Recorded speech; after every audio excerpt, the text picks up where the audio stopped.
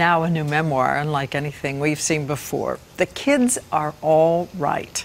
It is the amazing story of 4 siblings who watched their world fall apart as their father died, then their mother, who was Ann Williams, a soap opera star. And then somehow they managed to pull their lives back together, and we mean together. I love that we have his... Meet Dan Welch and his 3 sisters, happy together now, but their life could be a movie. They started out with some of those picture-perfect parents, Bob and Ann. They were like commercial beautiful kids, like Gerber baby kind of kids. Amanda, Liz, Dan, and Diana loved growing up in Bedford, New York. It was just north of New York City.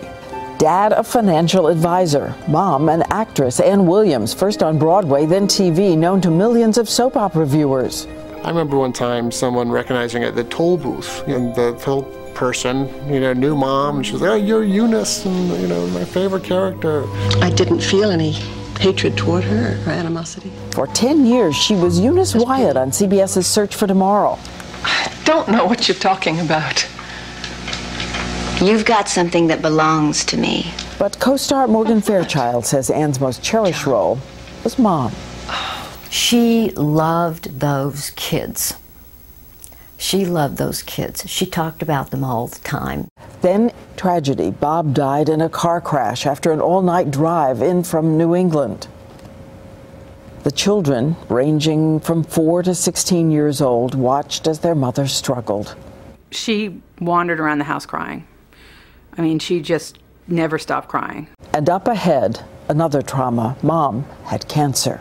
It was exactly a month to the day my father died that my mother got her cancer diagnosis. Our life was already just sort of ripping apart at the seams. With all the children in tow, she battled while starring on ABC's Loving.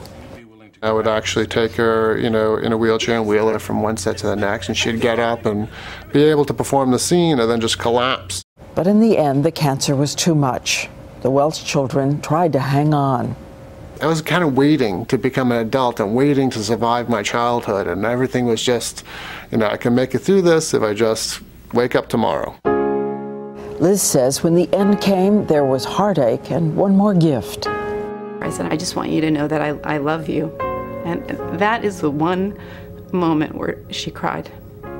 She said, I love you more. In 1985, Ann died at the age of 50. For the children, no one, no relatives, no friends could take all 4 of them in. So, now orphaned, they were forced to separate. Each one of them was sent to a different guardian's family. I think being split up really was the most painful thing for us, because losing your parents is awful. Not to have one another to compare those feelings with was really hard. They tried to stay in touch with visits, calls, letters, sibling bond unbreakable. But for Diana, who was only 8, it was the hardest. Her guardians didn't let her see the others very often. Scared, for 5 years, she just longed for her old family. I didn't really know how to get in touch with them. You're 8. You don't really know how to do stuff like that. By 1990, they had reunited. Diana moved in with Amanda. Dan and Liz were off to college, but together, life and the children marched forward.